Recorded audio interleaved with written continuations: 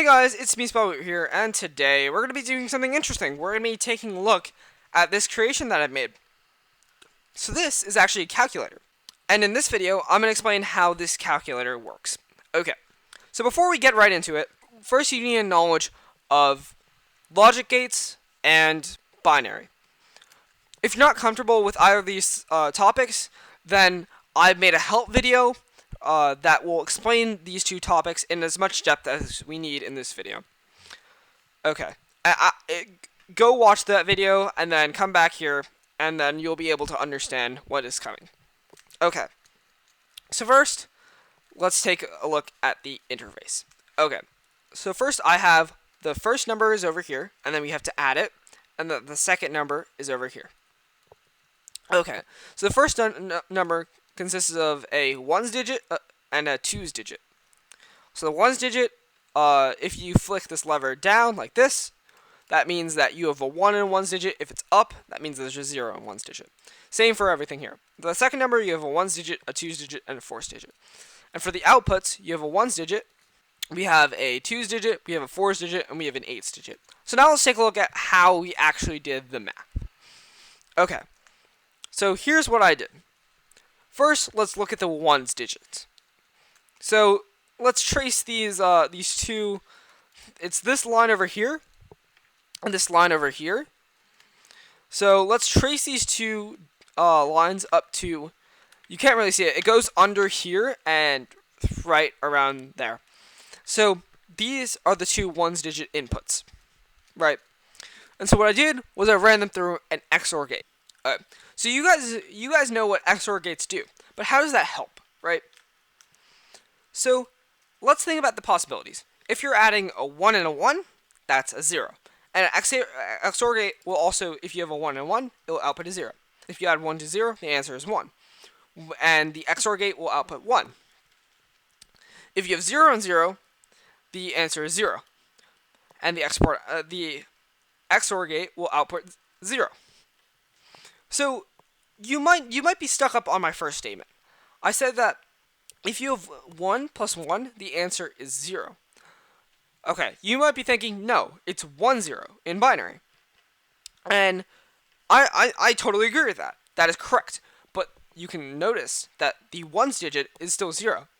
So that means that this XOR gate acts as our first calculation. So then the output from this XOR gate winds about, goes under there, and then runs directly into the output for the ones digit.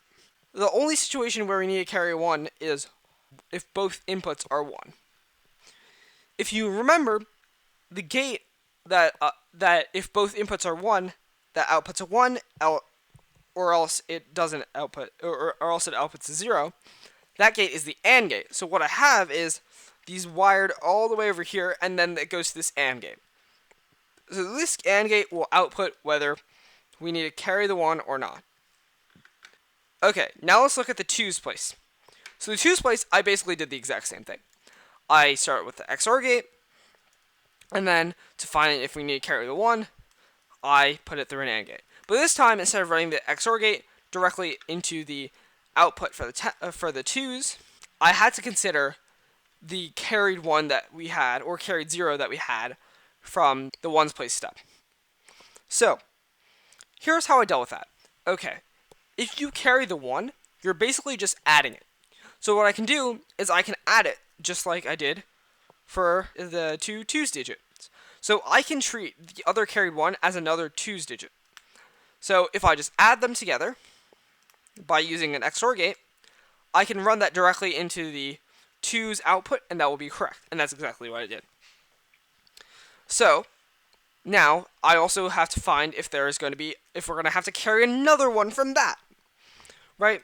So then I ran it through an AND gate.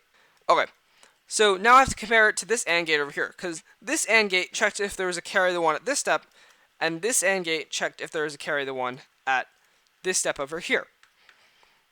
But here's the thing: you can only have one of these being a 1, and the other is a 0. Or you can have 2 zeros. Okay, so now let me explain why only one of these can input a 1 into this system. So what we have is we have we have a maximum of 1 2 over there, and we have a maximum of 2 2s over here. Okay, so these that are being carried, these that are 4s.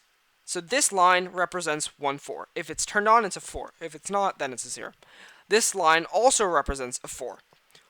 So we start with 3 2s maximum. So 2 times 3, that's 6. We start with 6 maximum. And for these both to be 1s, that means that we need to have 8, which we can't have. We can only have 6 maximum. So that's why these two cannot be both 1. Which means that we can use an XOR gate to, because only one of them is going to be 1. And if one of them is 1, then we need to output that, right? So we can use the XOR gate, and now we run it down and do the final calculation.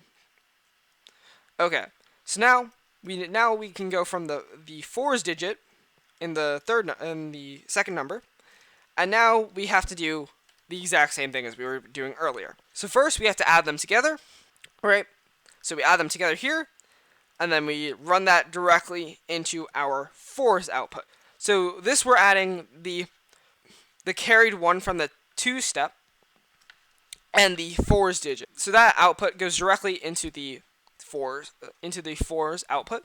So finally we have to figure out whether there is a 8's digit or not.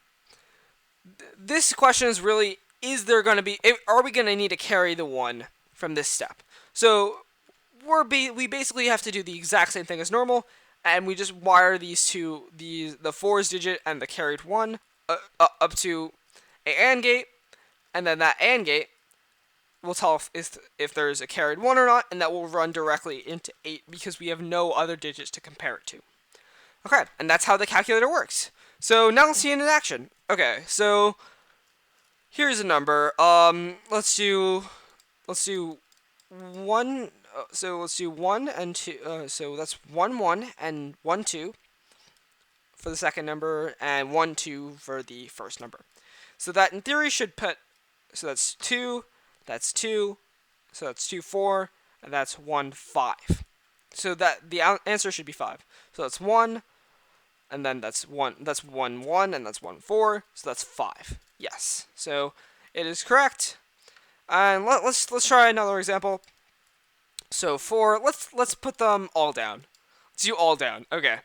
So we got 1 1, 1 2, which makes 3, another 1, which makes 4, another 2, which makes 6, and then a 4, which makes 10. Okay. So here we have 2 2s. So we have 1 2, and then 1 8, which makes 10. Thank you guys so much for watching. I hope you enjoyed this. If you did, please be sure to leave a like and subscribe. Yeah, and see ya.